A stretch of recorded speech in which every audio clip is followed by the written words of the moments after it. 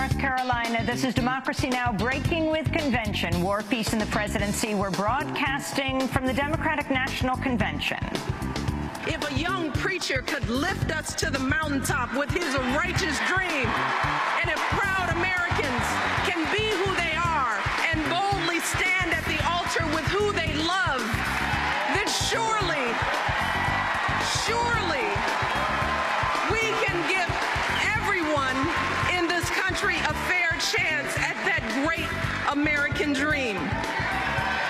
First Lady Michelle Obama, on the opening night of the Democratic National Convention, will air excerpts of her speech, as well as fair pay advocate Lilly Ledbetter and San Antonio Mayor Julian Castro. Then, no paper, no fear.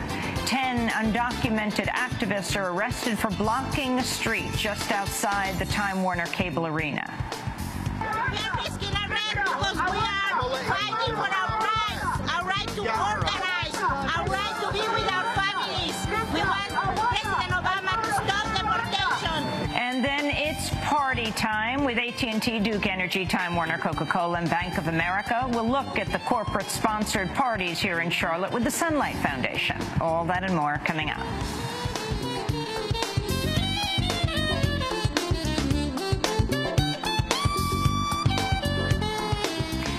This is Democracy Now!, democracynow.org, the War and Peace Report. I'm Amy Goodman. We're broadcasting from Charlotte, North Carolina. Outrage has erupted in Yemen over the killing of 13 civilians in a U.S. drone strike on Sunday. Yemeni government officials have confirmed the toll, saying the intended target of the strike was completely missed. According to CNN, outraged family members attempted to deliver the victims' bodies to the residence of Yemeni President Abdurabu Hadi, but were denied entry. The Yemeni government says it's investigating. The new United Nations envoy to Syria has warned the country's civil war has reached catastrophic proportions. Lakhdar Brahimi, a veteran Algerian diplomat, issued the warning in his first address to the UN General Assembly since replacing Kofi Annan. The death toll is staggering. The destruction is reaching catastrophic proportions, and the suffering of the people is immense. Mr. President, I am looking forward to my visit to Damascus in a few days' time, and also, when convenient and possible, to all the countries who are in a position to help the Syrian-led political process become a reality, leading to a transition that respects the legitimate aspirations of the Syrian people and enables them independently and democratically to determine their own future. Lakhdar Brahimi spoke as the UN disclosed a record 100,000 refugees fled Syria in August. An activist claims some 5,000 people were killed during the same period.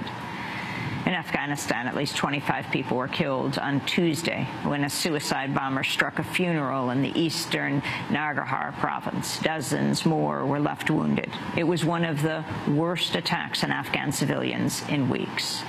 Key UN agencies are warning surging prices could spark a repeat of the food crisis that swept the globe in 2007 and 2008. In a joint appeal, the Food and Agriculture Organization of the United Nations, the International Fund for Agricultural Development, and the World Food Program say the world faces a, quote, catastrophe affecting tens of millions unless food prices can be brought under control. The appeal advises, quote, two interconnected problems must be tackled: the immediate issue of some high food prices and the long-term issue of how we produce, trade, and consume food in an age of increasing population demand and climate change. The Democratic National Convention began Tuesday with the party's adoption of its official platform for the 2012 election.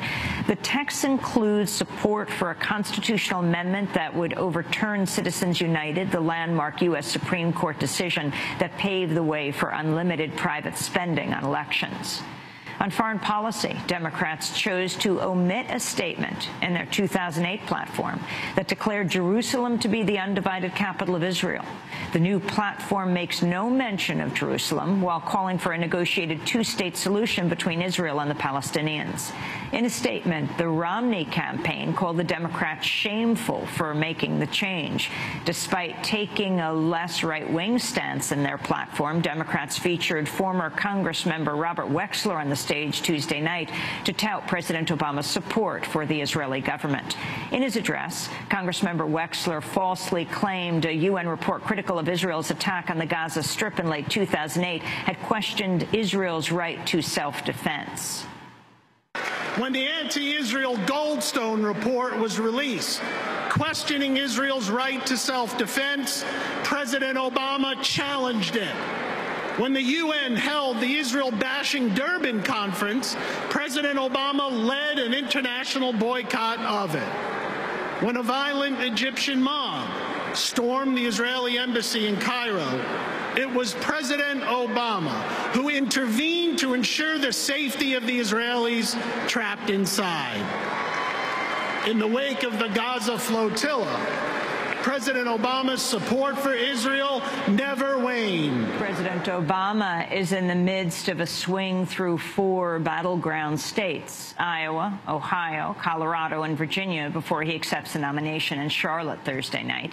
Addressing supporters in Virginia, Obama said Republicans have failed to outline concrete proposals for reviving the struggling U.S. economy. Now, the other side may not have been eager to talk about their ideas, but on Thursday night, I'm going to look forward to sharing mine with you. On Thursday night, I will offer what I believe is a better path forward, a path that will create good jobs and strengthen our middle class and grow our economy.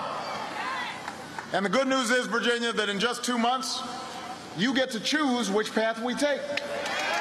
A number of protests are being held outside the Democratic National Convention throughout the week. On Tuesday, dozens of Occupy protesters marched through Charlotte before staging a sit-in at an intersection near the convention center. Also Tuesday, activists rallied in support of the group Planned Parenthood to denounce the Republican-led attack on reproductive rights. We really feel like our bodies are under attack, and so we are wearing these vagina costumes to say that we're proud of our vaginas, and if GOP legislators can't say the word vagina, they shouldn't be trying to legislate it.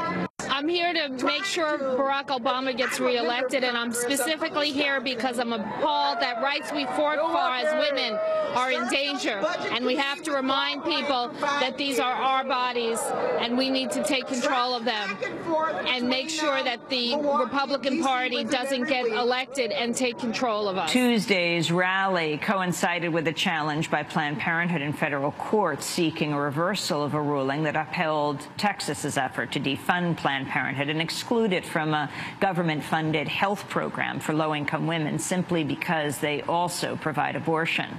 The Texas program offers cancer and health screenings as well as birth control services to some 130,000 low-income women, about 40% of whom are served through Planned Parenthood.